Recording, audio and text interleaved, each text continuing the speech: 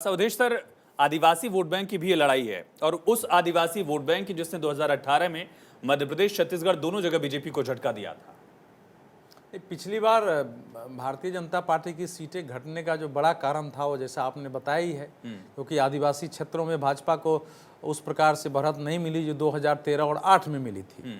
खैर छत्तीसगढ़ में तो चारों तरफ से बीजेपी हारी थी, क्योंकि वो एक पक्षीय एक तरफा विजय थी, एक तरफा विजय थी कांग्रेस को। उसके बारे में देखिए, इस समय आपको ध्यान होगा कि प्रधानमंत्री ने जो अपने चुनाव अभियान की शुरुआत की कार्यक्रम वो छत्तीसगढ़ के आदिवासी क्षेत्र से, जहां खाट पर बैठ करके और एक चौपाल की तरह वहां से कार्यक्रम की शुरुआत की लगातार।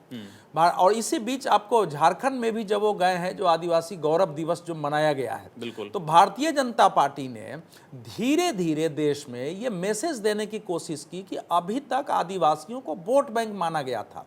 जो भी आज़ादी के आंदोलन में या उससे पहले के संघर्ष में थे, उन सारे लोगों को चुन करके इतिहास के पुस्तकों में स्थान देना, उनके जन्म दिवस मनाना, बड़े बड़े कार्यक्रम करना, उनके लिए अलग अलग योजनाओं बनाना। तो इन 5 सालों में भारतीय जनता पार्टी ने देश भर के, केवल उसमें मध्य प्रदेश नहीं, आदिवासियों को भावनात्मक रूप से देश के साथ साथ भारतीय जनता पार्टी से जोड़ने का व्यापक अभियान चलाया है। समस्या बीजेपी की जो थी वो स्थानीय कार्यकर्ताओं में, नेताओं में असंतोष, और जो मुख्यमंत्री थे उनको लेकर के बहुत सारे सवाल वहां उठ रहे थे। तो जब वहां मुख्यमंत्री का आपने उम्मीदवार घोषित नहीं किया है, लगातार आदिवासी क्षेत्रों में कार्यक्रम कर रहे हैं, और जो घोषणाएं हैं बीजेपी की उसमें आदिवासियों के लिए, दलितों के लिए आप देखेंगे काफी विशेष पैकेज है, तो इसलिए वो स्थिति इस बार नहीं होनी है भारतीय जनता पार्टी की। इतना तो बिल्कुल साफ दिख रहा है।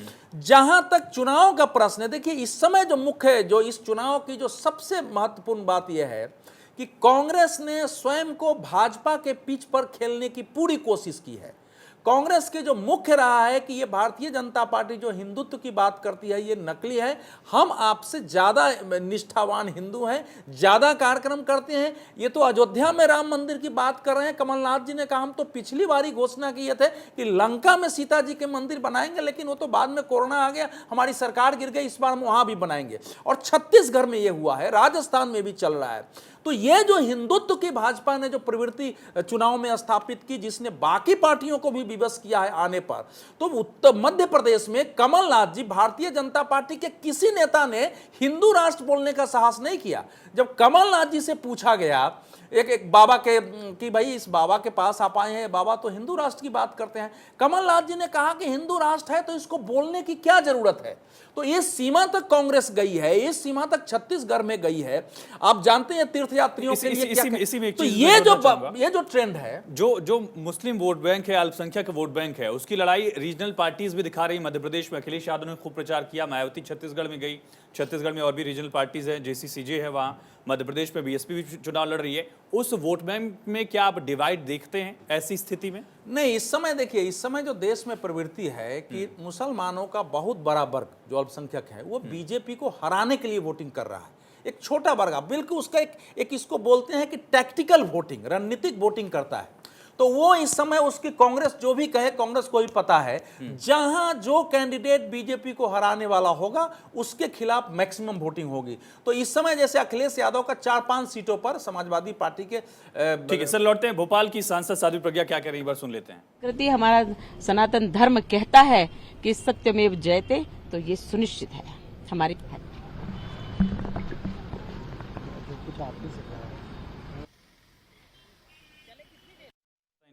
अवधेश सर, आप यही बात बता रहे हैं। इनको टिकट मिला था, भारतीय जनता पार्टी ने पूरे देश में इसको एक मैसेज के रूप में लिया था, क्योंकि यहां से दिग्विजय सिंह जी चुनाव लड़ रहे थे, और Digvijay Singh RSS, BJP, saffron terrorism, Hindu terrorism, इस पर सबसे आगे थे अपनी सरकार में भी।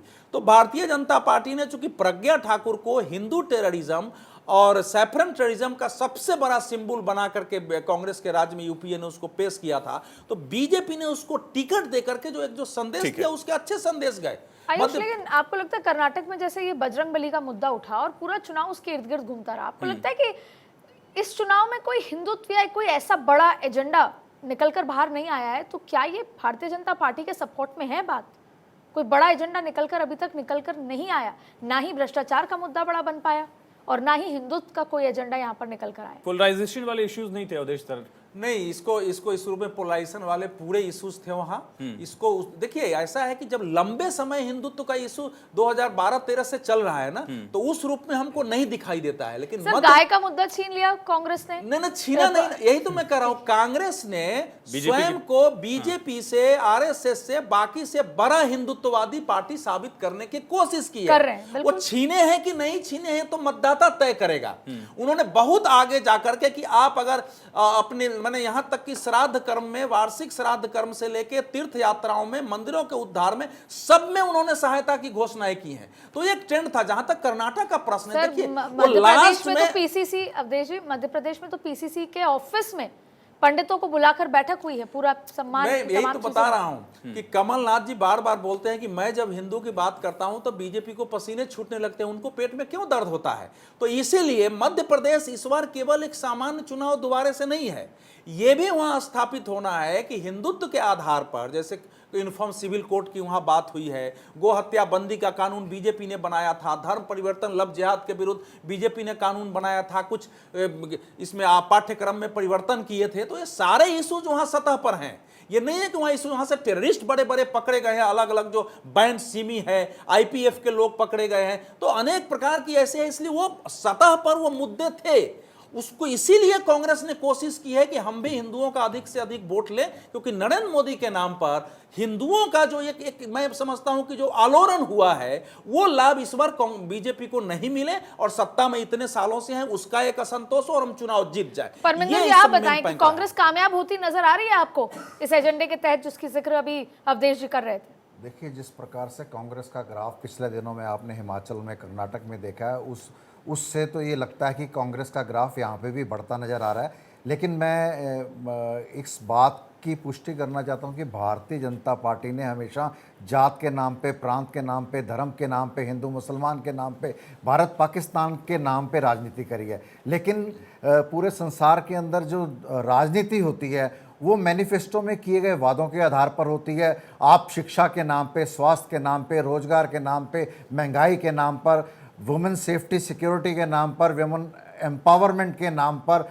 आप चुनाव लड़िए और जो गरीब आदमी है, मजदूर है, किसान है, उनके उत्थान की बात करिए। मैं किसी भी धर्म की धार्मिक भावनाओं का पूरा आदर सम्मान करता हूं, आप उसकी बात करिए, उससे हमें किसी देशवासी को एतराज़ नहीं है। आप हिंदुत्व की बात करिए, भगवान राम के मंदिर की बात करिए, उसका सब लोग सम्मान करते हैं। लेकिन आप इस बात को देखिए कि अगर भारत के अंदर 80% हिंदू हैं तो आप उनकी धार्मिक भावनाओं को भड़काकर लोगों को एक तरफा कहने की बात करते हैं, जो भारतीय जनता पार्टी में नहीं है, वो हिंदू नहीं है।